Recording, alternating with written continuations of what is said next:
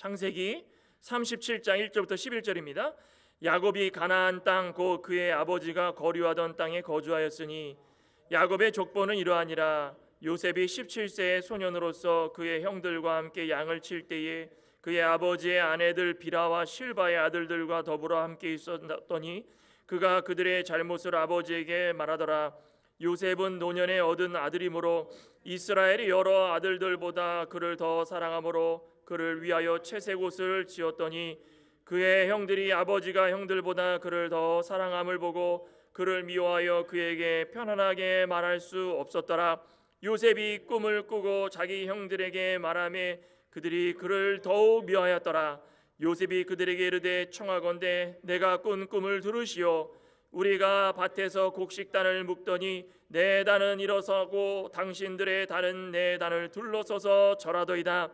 그의 형들이 그에게 이르되 내가 참으로 우리의 왕이 되겠느냐, 참으로 우리를 다스리게 되겠느냐 하고 그의 꿈과 그의 말로 말미암아 그를 더욱 미워하더니 요셉이 다시 꿈을 꾸고 그의 형들에게 말하여 이르되 내가 또 꿈을 꾼즉 해와 달과 11별이 내게 절하더이다 하니라.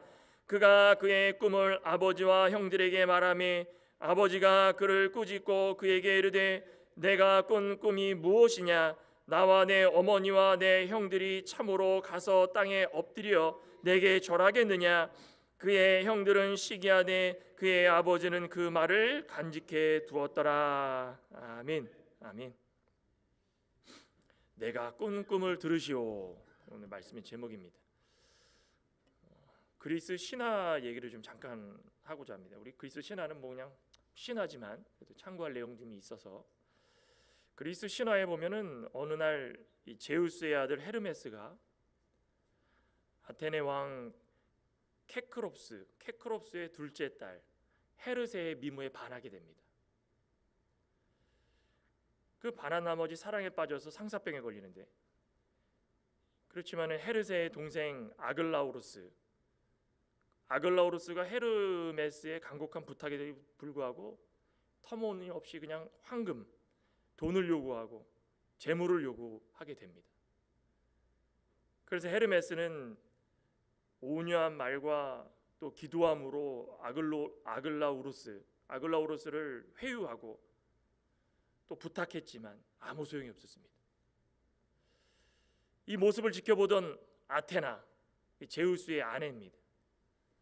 아테나가 질투의 여신 젤로스를 찾아가서 이 아글라우루스의 입가에 흐르는 이 독을 전염시키라고 명령을 합니다. 그 무슨 독일까요? 질투의 독. 이 지금 아글라우루스가 얼마나 마음속으로 그런 마음을 품고 있었는지 젤로스에게 가서 이 젤로스는 질투의 여신이니까 그것 좀 전염 좀 시켜라. 그 부탁을 하게 되는 것입니다. 그래서 젤로스가 가는 길에 이 질투와 불신이 온 가는 길 곳곳마다 다 퍼지기 시작하고 또 그것으로 사람들마다 서로 질투하고 불신하는 그런 일들이 벌어지게 됩니다. 많은 자연과 가정을 파괴시켜버리고 그리고 아테네로 도착하게 됩니다. 그리고 나서 아글라우루스에게 독을 주입시키고 아글라우루스가 언니 헤르세의 행복에 밤낮으로 고통을 받으며 시달리며 신음소리를 하고 마침내 몸부림치면서 죽게 되는 그런 내용이 그리스 신화에 나와 있습니다.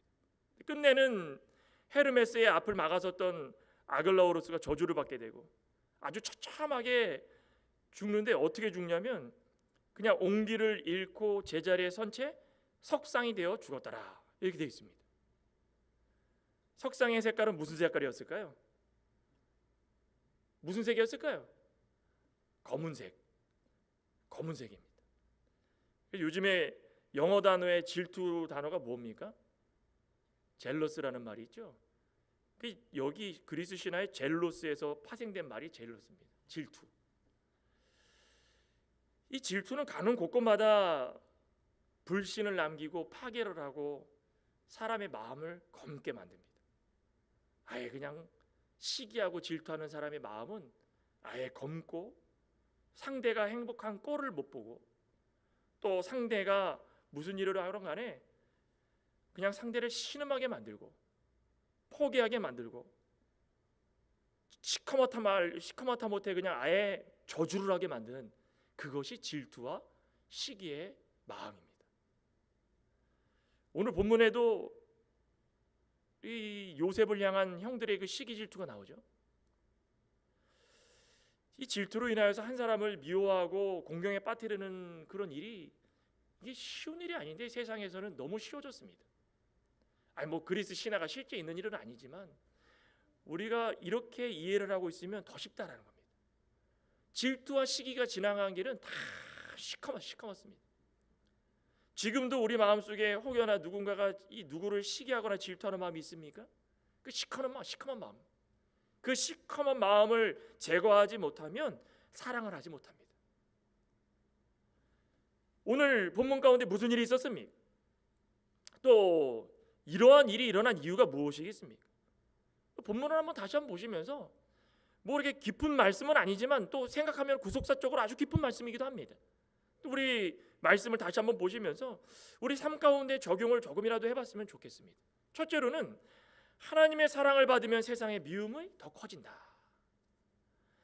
37장부터 이렇게 시작되는 요셉의 사건인데 요셉이 하나님의 이 구속사에 있어서 중심이 되는 사건입니다. 뭐 사실은 요셉이 끝까지 중심이 되지는 않습니다.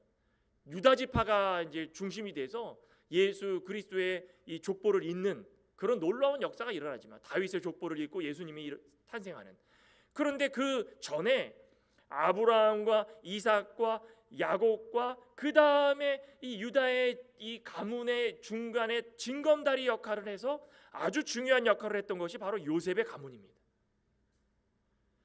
요셉이 중심이 돼서 이스라엘의 이 출애굽을 이어주는 이 다리 역할을 했다라는 것이 얼마나 우리 성경을 읽는 분들은 다 아실 겁니다. 이제 이 야곱이 아버지 이삭의 모든 나그네 길에 일어났던 일들을 하나님께서 야곱에게 이어주시고 또 야곱을 통하여서 가나안 땅에 자리 잡는 그 과정까지 얼마나 수많은 일들이 있었습니다. 형 에서에게 쫓김받고 라반의 외삼촌 라반의 집에 가가지고 라반의 집에서 얼마나 서러움 당하고 거기서도 도망쳐 나오고 여기서도 도망쳐 나오고 저기서도 도망쳐 나오고 처음부터 끝까지 거짓말 인생, 도망의 인생이었던 야곱이었지만 하나님께서 야곱을 대퇴부의 뼈를 부셔 부러뜨리면서 깨닫게 해주셔가지고 변화된 인생으로 살게 하지 않으셨습니까? 그 야곱이 이렇게 살면서 아버지로서 자녀들에게 언약의 말씀이 어떤 것인지를 그 때마다 시간마다 분명히 알려줬을 것입니다. 근데 뭐 야곱의 자녀들도 호락호락했습니까? 야곱의 자녀들도 뭐 보통 아니었죠. 라헬과 레아에서 나온 자녀들, 오늘 말씀에서 보면은 여종이었던 비라와 실바의 자녀들 뒤섞여 가지고 12명의 자녀들이 얼마나 그냥 경쟁하듯이 살았겠습니까? 그렇지만은 이 하나님께서 야곱의 마음속에 늘 심지가 흔들리지 않도록 굳게 해주시고 언약의 말씀을 사랑하도록 해주신 것은 끝까지 지켰습니다. 그러면서 이날 이때까지 온 것입니다. 이날 이때까지 1절에 그러죠. 야곱이 가나안 땅 곧 그의 아버지가 거류하던 땅에 거주하였으니, 얼마나 대단한 말씀입니다. 돌고 돌고 돌아서 세상 가운데 방황하다가 하나님과 함께 씨름을 해서 천사와 함께 씨름을 해서 하나님께서 그에게 이스라엘이라는 이름을 지어주고 세상에서 방황을 멈추고 다시금 하나님께서 약속해 주신 그 언약의 땅인 가나안에서부터 다시 시작을 한 것입니다. 야곱이 가나안 땅 곧 그의 아버지가 거류하던 땅에 거주하였다. 거주라는 것은 뭐 퍼머넌트, 영원히 거주한다는 그런 말은 아닙니다. 하지만 하나님께서 허락하신 때까지 자리를 잡고 있을 것이다 라는 그 뜻이 담겨 있다는 것입니다. 그 야곱도 얼마나 각오하고 그렇게 왔겠습니까? 우리 성도도 한 번 사는 인생이고 누구나 다 죽어야 되는 인생인데, 그죠? 죽지 않는 인생은 아무도 없습니다. 그때 하나님께서 예비해 두신 처소에서 영원히 거하면서 하나님이 원하시는 그 삶을 살아가고 나의 의지가 아닌 하나님의 약속을 붙들고 세상과 구별돼서 그렇게 살아간다면 그 얼마나 희망이 있겠습니까? 야곱은 그걸 원한 겁니다. 그런 것이 복된 인생이고 복받는 인생인 것입니다. 이렇게 머무는 동안에 야곱의 가족사 이야기가 쭉 나오죠. 그런데 지금 보면 요셉을 먼저 소개합니다. 2절에 야곱의 족보는 이러하니라. 요셉이 17세의 소년으로서 그의 형들과 함께 양을 칠 때에 그의 아버지의 아내들 비라와 실바의 아들들과 함께 있었더니 그가 그들의 잘못을 아버지에게 말하더라. 이때 요셉의 나이가 17세입니다. 나중에 이 창세기를 읽어보시면 알겠지만 계산을 해보면은 요셉이 애굽에 팔려가가지고 애굽에서 총리가 될 때의 나이가 몇입니까? 30세죠. 거기서 7년 풍년 그리고 2년 흉년 될 때에 형제들을 만나고 아버지가 그 땅으로 옵니다. 그러니 계산을 해보면은 애굽으로 오기 전에 17세였으니까는 22년 동안 가족과 떨어져 있었습니다. 22년 동안 떨어져 있으면서 얼마나 힘든 인생을 살았겠습니까? 그때 이 17살 나이에 야곱은 계산해 보면 108세입니다. 108세. 나중에 애굽의 바로 왕을 만나 가지고 하는 얘기가 그죠? 이 나이는 그렇게 많지 않지만 이 인생 가운데 나그네 인생이었고, 그죠? 108세가 그 17세 요셉이 17세에 108세 나이였는데 적은 나이가 아니죠. 이렇게 인생길을 걸어가면서 물들고 노련해지고 여러 가지 생각 많이 하고 그런 가운데 시간이 흘러가 가지고 이런 상황이 다 벌어지고 있는데 사실 요셉이라는 그 아들이 얼마나 귀한 아들입니까? 라헬을 야곱이 사랑해 가지고 라헬이 아니면 나는 결혼 안 하겠다 그래서 라반에게 다시금 7년을 봉사를 하고 레아를 얻고 라헬을 얻고 그래가지고 얻었는데 자녀를 낳지 못하다가 요셉을 딱 낳은 겁니다. 이거 얼마나 귀한 아들이겠습니까? 그 요셉을 애지중지하면서 얼마나 사랑했는지 인생의 끝자락에 하나님께서 이런 귀한 아들을 주셨구나. 당연히 나중에 베냐민도 낳았겠지만 요셉이라는 아들이 낳자마자 그런 생각을 품었다라는 것입니다. 위로의 아들이고 나에게 너무 감사한 아들이고. 2절 3절을 다시 볼까요? 야곱의 족보는 이러하니라. 요셉이 17세의 소년으로서 그의 형들과 함께 양을 칠 때 그의 아버지의 아내들 비라와 실바의 아들들과 더불어 함께 있었더니 그가 그들의 잘못을 아버지에게 말하더라. 요셉은 노년에 얻은 아들이므로 이스라엘의 여러 아들들보다 그를 더 사랑하므로 그를 위하여 채색 옷을 지었더니. 일방적으로 야곱이 요셉을 너무 사랑한 나머지 형제들 간에 이것저것 신경 쓸 게 없었습니다. 그냥 요셉만 사랑하다 보니까 형제들이 요셉을 얼마나 사랑하고 야곱이 신경 쓸 게 아니었다라는 것입니다. 일방적인 사랑 때문에 형제들 간에 불화가 일어났죠. 여기 보면은 요셉이 아버지의 사랑을 너무 많이 받았는데 비라와 실바가 낳은 아들들과 함께 양을 칠 때에 뭐 했습니까? 그들의 잘못을 아버지에게 말했다. 쉽게 말하면 고자질한 겁니다. 무슨 고자질 했을까요? 양 칠 때 양을 한두 마리씩 빼돌렸을까요? 아니면 양털을 깎아가지고 남은 돈을 빼돌렸을까요? 어떤 분들은 그럽니다. 비라가 라헬의 몸종이었기 때문에 요셉과는 그렇게 큰 문제는 없지 않았을까 그러는데 그거는 사람의 생각이지만 오늘 말씀만 보고 생각을 하면 비라건 실바건 몸종의 아들들이었어요. 몸종의 아들들. 그러니 몸종의 아들들로서 마음속에 이미 나는 본처가 아니라 몸종의 아들로 태어나서 이렇게 살 수밖에 없겠구나라고 자존감이 떨어진 상태에서 살아가고 있는데 요셉을 그렇게 지켜 세워주고 요셉이 하는 무슨 일마다 아버지 야곱은 다 편들어주고 결정적인 것은 무엇이었습니까? 채색 옷을 입혔다라 채색 옷을 핀 겁니다. 우리 역사학자 요세푸스에 따르면 채색 옷이 그냥 화려한 걸 넘어서 가지고 손목과 발목까지 내려와서 치렁치렁하고 다녔다는 것입니다. 상상을 해보십시오. 양치로 가는 아이가 그냥 옷이 그냥 발목까지 쭉 내려가지고 땅에 그냥 끌리면서 옷은 얼마나 화려한지 그냥 색동 옷을 입고 와가지고 처렁처렁하면서 형들을 지켜보고 있는 겁니다. 형들이 무슨 생각하겠습니까? 저놈은 그냥 뭐 싹수가 노랗구나 그냥. 아버지의 사랑만 듬뿍 받으면서 앞뒤 가리고 뭐 아무것도 모르고 세상 사는 것도 모르고 세상 구별하지도 못하고 위아래도 없고 아유 저거 안 되겠구나. 아예 그냥 대놓고 미워 대놓고. 그것도 그런 것이 야곱이 그런 옷을 요셉에게 입힌 것 자체가 그렇게 생각할 거 아니겠습니까? 아예 그냥 아들을 너무 사랑한 나머지 형들에게 편애하도록 대놓고 본인만 편애하면 되지 그냥 형들까지도 그냥 가가지고 미움 사도록 대놓고 그냥 그렇게 채색옷을 입힌 겁니다. 형들이 요셉을 볼 때마다 무슨 생각하겠습니까? 평범한 말 하겠습니까? 요셉을 만나면 벌써 눈이 가재미 눈 떠진 겁니다. 이렇게 똑바로 쳐다보지는 않습니다. 선한 눈으로 볼 수가 없습니다.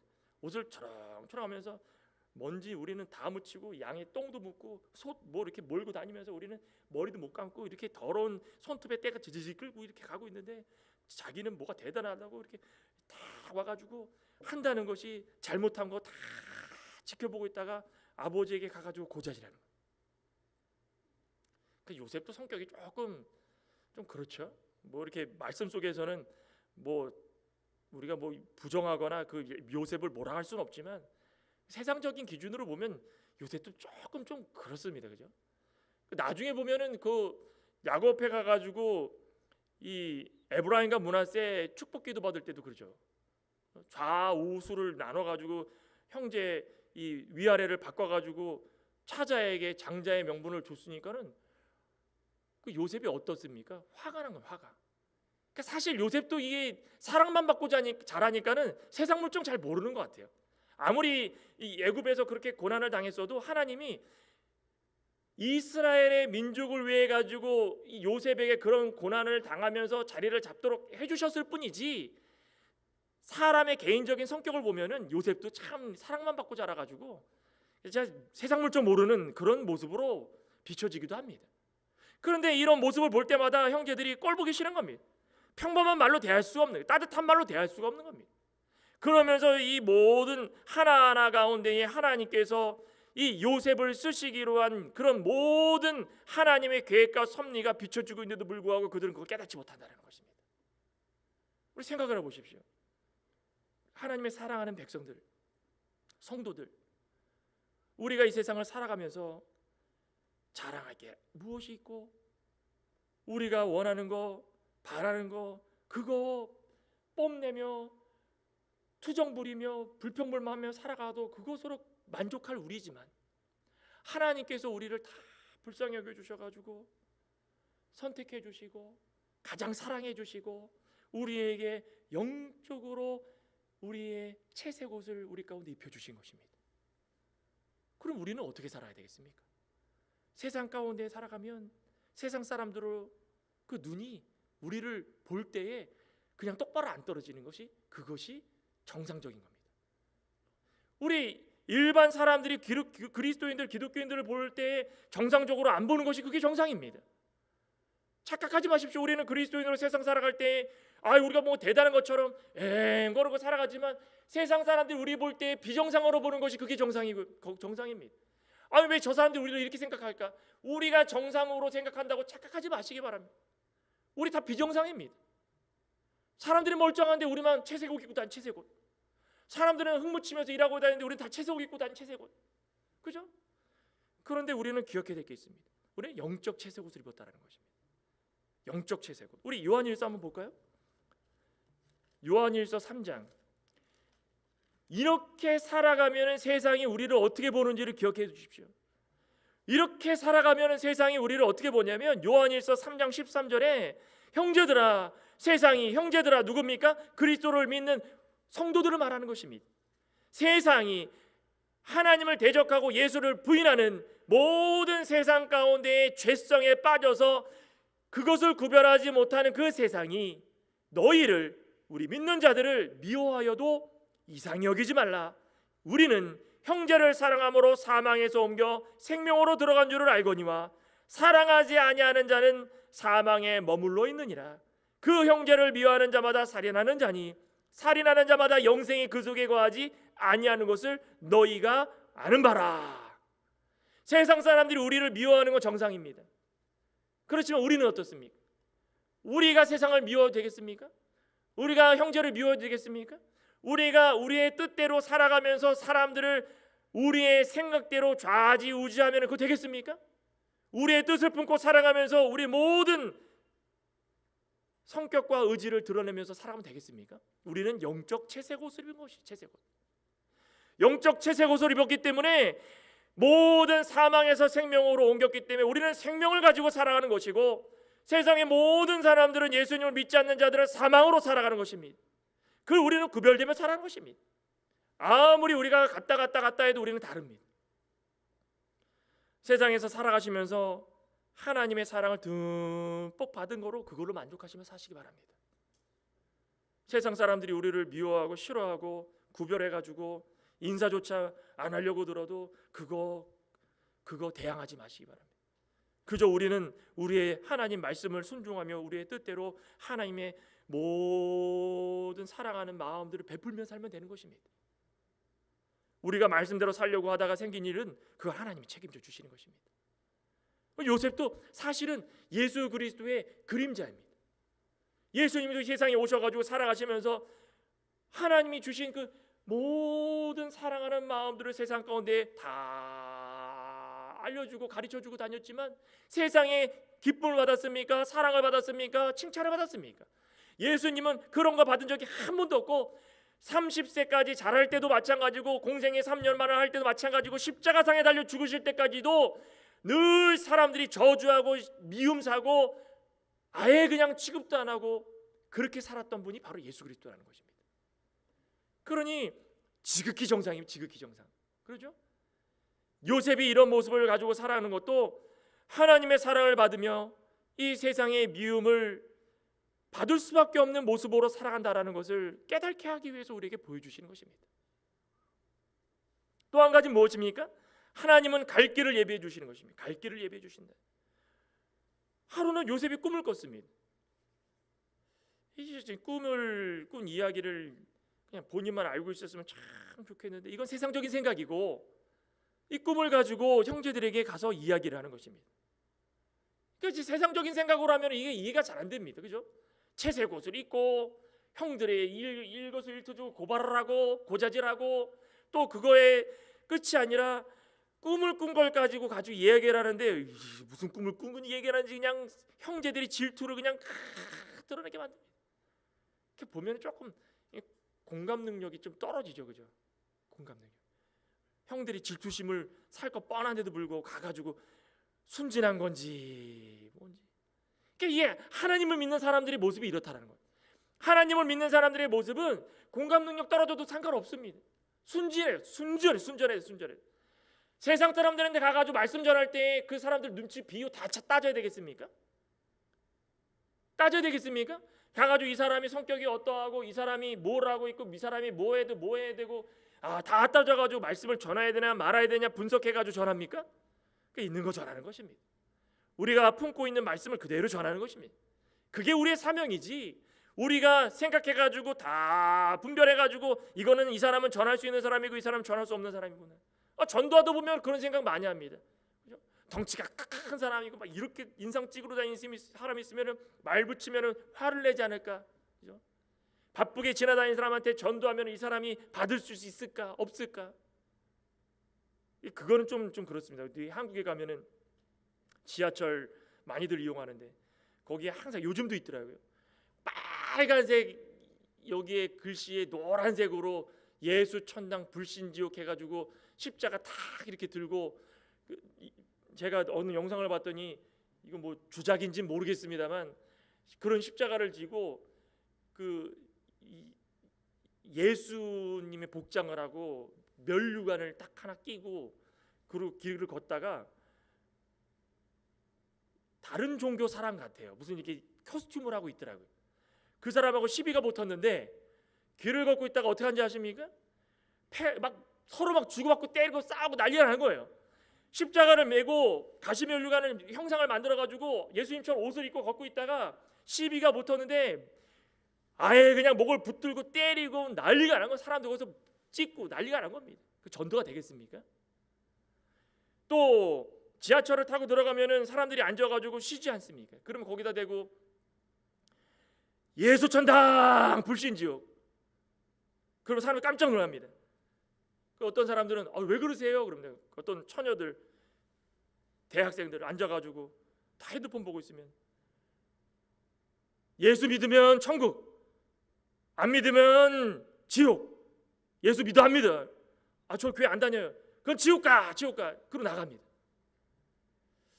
어떻게 보면 참 이게 맞는 거지만 상황에 따라 가지고 그런 거는 조금 오히려 마이너스가 되는 것이 아닌가, 그런 생각도 좀 합니다. 근데 지금 요셉의 모습은 아주 과감합니다. 꿈을 꿨는데 어떻게 한지 아십니까? 5절에 봤더니 요셉이 꿈을 꾸고 자기 형들에게 말하되 그들이 그를 미워하였더라. 요셉이 그들에게 이르되 청하건대 내 꿈을 들으시오. 우리가 밭에서 곡식단을 묶더니 내 단은 일어서고 당신들의 단은 내 단을 둘러서서 절하더이다. 그 형들이 그에게 이르되 너가 참으로 우리 왕이 되느냐? 참으로 우리를 다스리겠느냐? 그의 꿈과 그의 말로 말미암아 더욱 미워하더라. 미움이 두 번. 더욱 미워하더라. 그 전에는 3번이죠. 3번. 그를 미워하더라. 더욱 미워하더라. 곡식단이 딱 있는데 갑자기 자신의 곡식단 가만히 있고 둘러싸여 있는 형들의 곡식단이 빙 둘러가지고 절을 하기 시작한 겁니다. 누가 봐도 이거는 왕이 되려고 그러는 거 아니겠습니까? 너가 채색 옷을 입고 다니더니 미쳤구나. 예수님도 이 세상에 오셔가지고 하나님의 아들이다 얘기했을 때 마지막까지 사람들이 뭐라 그랬습니까? 너가 그리스도고 하나님의 아들이면 너 스스로 하나님께 살려달라고 한번 해봐라. 아예 그냥 그 면류관도 형상 가시면류관을 씌우면서 그냥 얼마나 조롱하고, 하나님께서 원하시는 삶이 어떤 것인지를 다시 한번 기억하라는 것입니다. 하나님은 구원을 이루어가는 과정 가운데 일어날 일들을 우리에게 알려주시는 것입니다. 오늘날도 성경 66권을 통하여 가지고 우리에게 시시때때로 시간마다 때마다 계속 말려주십니다. 이게 꿈은 아닙니다. 이 실제 진리입니다. 그러니까 요즘에는 이 특별 계시 꿈꿔가지고 얻고 그런 것들은 다 지났지만 하나님께서 우리에게 성경 66권을 주시면서 우리가 원하는 것들이 무엇이고 하나님께서 원하시는 것들이 무엇이고 우리가 어떻게 살아가야 되는지 성경 말씀을 통해서 깨우치게 만드는 것입니다. 그럼 이 말씀을 듣고 가만히 있지 말고 전하라는 것입니다. 그때마다 하나님께서 우리가 가는 길에 하나님께서 함께 해주시고 하나님께서 동행해 주심으로 말미암아 우리 가운데 늘 하나님 말씀 순종하며 살아가면 평안함을 주시고 복받는 삶을 살아가도록 허락하여 주시는 것입니다. 시편 37편 한번 볼까요? 시편 37편에 성군 다윗이 이렇게 시를 썼습니다. 37편 5절 내 길을 여호와께 맡기라. 그를 의지하면 그가 이루시고 내 의를 빛같이 나타내시며 내 공의를 정오의 빛같이 하시리로다. 성군 다윗도 시를 통해 가지고 인생을 주관하시는 분이 하나님을 고백한 겁니다. 내가 사는 길에 수많은 일들이 있어요. 오늘 오전에도 말씀드렸지만 좁은 길, 좁은 문, 가는 길에 내 모든 의지대로 할 수 없고 가는 길마다 골목마다 고난과 슬픔과 아픔이 있을지라도 하나님께서 우리와 함께 계시도록 하나님이 우리를 맡아주시고 우리는 그를 의지하게 되면 우리가 가는 길이 가장 좋은 길이고 우리가 가는 길이 빛된 길이고 우리가 가는 길이 복된 길이고 우리가 가는 길이 공의의 길이라는 것입니다. 그것입니다. 그거를 기억하라는 것입니다. 하나님께서 우리에게 주시는 말씀 가운데 다 나와 있는데도 불구하고 들어도 듣지 못하는 어리석은 자들이 많습니다. 요셉이 이런 말을 할 때 사실 이 동생들은 그 자리에서 잘 고이 듣고 기억했다면 얼마나 좋았겠습니까? 근데 그게 마음처럼 쉽지가 않다라는 것입니다. 요즘도 그러죠. 요즘도 말씀을 전하다 보면은 그런 분들 계십니다. 밥을 먹으면서 야 어느 집사 어느 권사가 오늘 꼭 나왔어야 되는데 야 오늘 김 목사가 오늘 말씀을 딱 전하는데 내가 그 사람 생각이 딱 떠오르더라. 이런 분 계십니까? 전에도 제가 부목사로 있을 때도 교회에서 식당에서 밥을 먹다 보면 그런 말씀 농담 삼아 하시는 분들이 계십니다. 농담이겠죠 사실은. 밥을 먹으면서 오늘 그 집사님 안 보이던데 야, 목사님이 오늘 하신 말씀이 딱 그분한테 하는 얘기인데 어떻게 알고 안 나왔나? 그죠? 그건 뭐 계십니다. 말씀을 들을 때마다 이 말씀은 박 집사님의 말, 이 말씀은 최 집사님의 말, 이 말씀은 김 집사님의 말, 아이고 이 말씀은 다 그 권사님이 들려줘야 될 말씀인데 너무 아깝다. 하나님의 말씀은 놀랍도록 역사하시는 하나님 말씀이십니다. 누구에게 한정돼 가지고 그 사람만 들으라는 것이 아니라 목사의 입을 빌어 가지고 하나님께서 하시고자 하는 말씀이 전해지면 우리 모두에게 그 말씀이 놓치지 않아야 될 말씀이라는 것입니다. 요셉에게 채색 옷을 입히시고 꿈을 꾸게 하시고 그 꿈을 통하여서 이 모든 형제들에게 전파할 수 있다는 것은 장차 일어날 일을 전하고 있다는 것입니다. 아니 이 형제들은 어리석어 가지고 깨닫지 못하고 있다는 것입니다. 요셉이 대단한 게 아닙니다. 요셉은 하나님께서 지혜 주시고 하나님께서 인도하시는 대로 입을 벌리고 전한 것뿐입니다. 그게 은혜입니다. 그게 은혜고 그것이 하나님이 살아계심을 증거하는 모습이라는 것입니다. 마지막으로 볼 수 있는 건 무엇입니까? 하나님의 뜻을 이해할 수 있는 영적 안목이 필요하다는 것입니다. 또 꿈을 꾸죠? 꿈이 한 번으로 끝난 게 아닙니다. 9절부터 한번 볼까요? 요셉이 다시 꿈을 꾸고 이 재차 꿈을 꾼다는 얘기는 하나님께서 하실 말씀이 있다는 것입니다. 그러니까 이 형제들이 믿음이 있었다면은 이게 생각이 달라져야 되는데 어떻게 나옵니까? 형제들에게 말하여 이르되 내가 꾼 꿈을 꾼즉 해와 달과 11별이 내게 절하였더라. 그가 그의 꿈을 아버지 형들에게, 이제는 야곱에게도 같이 이야기한 겁니다. 아버지가 꾸짖고 아이고 내가 이거 너무 이뻐했구나, 이거 안 되겠구나 꾸짖은 겁니다. 그에게 이르되 내가 꾼 꿈이 무엇이냐? 나와 내 어머니와 형제들이 참으로 가가지고 땅에 엎드려 내게 절하기 원하느냐? 그의 형제들은 이제 미워하다 못해 시기 질투가 그 마음속에 들어간 겁니다. 그때 아버지가 어떻게 했습니까? 말을 간직하더라.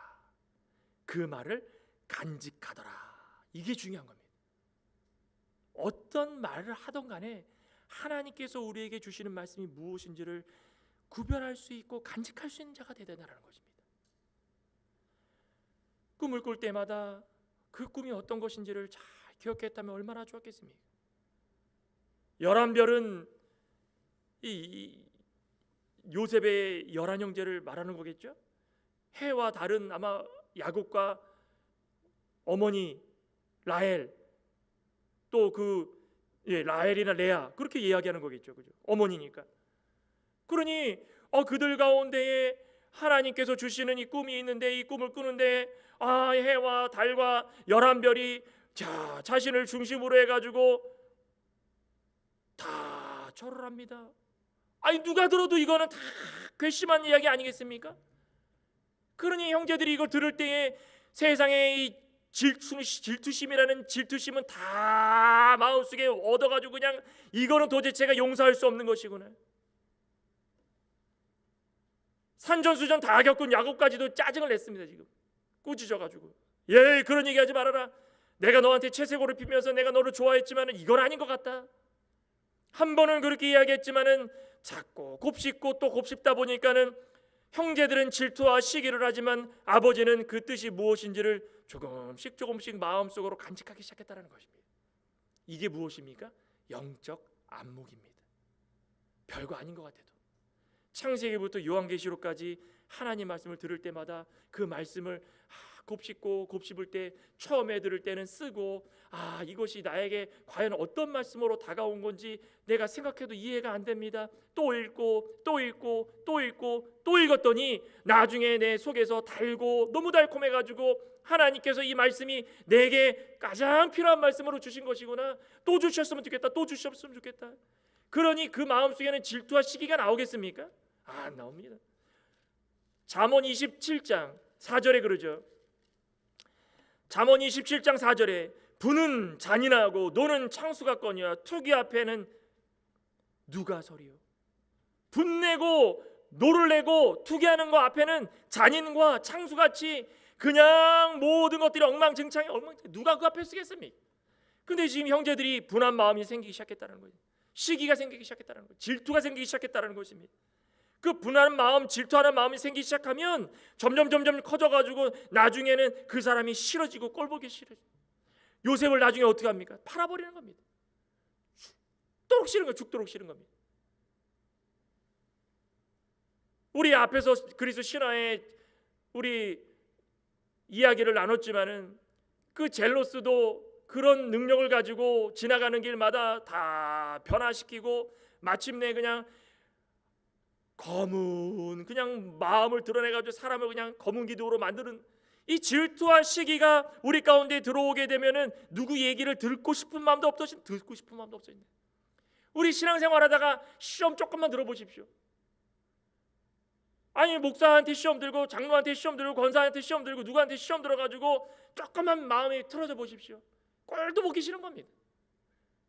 그 얼굴 보면은 그냥 아이고 밥맛이 뚝 떨어지고 정림이 떨어지고 아무리 기도하려고 눈 감아도 그 기도가 잘 안 되고.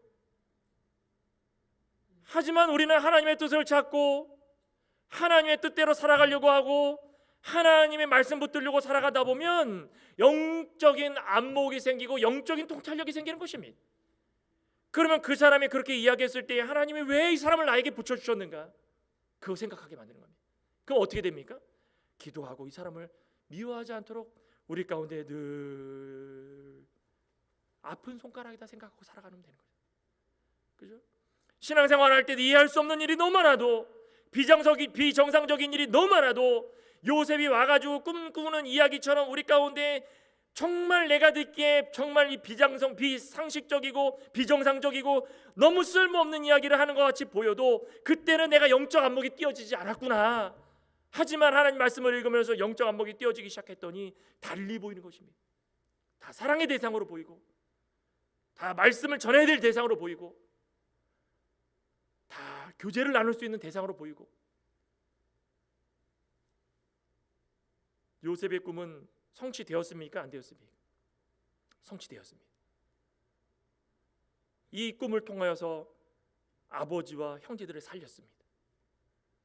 형제들이 이걸 알았으면 얼마나 좋았겠습니까? 하나님께서는 요셉의 입을 통하여서 비현실적이지만 실제로 일어날 수 있는 일을 이들에게 다 선포하고 준비하도록 다 요셉을 쓰고 사용하신 것입니다. 오늘날도 저와 여러분들은 그런 도구가 되시기 바랍니다. 그런 도구가 되셔서 누구에게 욕을 먹고 누구에게 뭐라건 영적 안목이 띄어지도록 서로 말씀을 전하면서 그렇게 기도를 해보십시오. 그래서 조금도 망설임 없이 그들에게 다가갔을 때 질투와 시기가 아니라 그들을 사랑하는 마음으로 망설임 없이 그들을 기도해주고 살아가고 다가간다면 그들을 변화시킬 수 있고 끝내는 하나님께서 원하시는 삶이 어떤 것인지를 우리에게 보여주실 줄 믿습니다. 오늘 이 요셉의 이 모습처럼 또 형제들의 모습처럼 마지막에 야곱이 간직하였더라 그 모습처럼 하나님 말씀을 들을 때마다 주위에 있는 우리 성도들의 모습을 볼 때마다 하나님께서 우리에게 원하시는 것이 무엇인지를 간직하며 사시기를 간절히 소망합니다. 기도하시겠습니다. 하나님 감사합니다. 우리는 이 세상을 살아가면서 정말 비상식적이고 비정상적인 일들을 얼마나 많이 보게 됩니까? 하지만 하나님의 말씀대로 살아갈 때마다 그것이 비록 우리의 인간적으로 이해가 안 되고 우리의 지식을 동원해도 깨닫지 못하지만 하나님의 말씀을 통하여서 하나님께서 하시고자 하는 말씀이 무엇인지를 기도하고 우리 스스로 바랄 때에 깨닫게 해주셔서 세상 누구도 알지 못하는 그 귀하고 복된 하나님 말씀을 다시금 깨달아서 세상 가운데 살아가며 하나님의 말씀에 대한 소망을 품고 살아갈 수 있도록 하시는 그 은혜를 감사를 드리옵나이다. 우리는 영적 채색 옷을 입고 살아가는 자들이 있기 때문에 세상 그 누구에게도 사랑받지 못하고 누구에게나 멸시천대받고 하지만 우리가 채색 옷을 입은 사람의 모습처럼 세상과 구별되게 살아가게 해주시옵소서. 우리 입에서 나오는 모든 말씀이 하나님께서 원하시는 귀하고 복된 말씀인 줄 깨닫고 우리 입술을 열어 전하게 해주시고 영적 안목에 띄어져서 아직도 깨닫지 못하고 방황하며 세상을 살아가는 모든 자들에게 그 영적 안목을 깨달을 수 있도록 전할 수 있는 복된 삶을 살아가게 도와주시옵소서. 예수님의 이름으로 기도드리옵나이다. 아멘.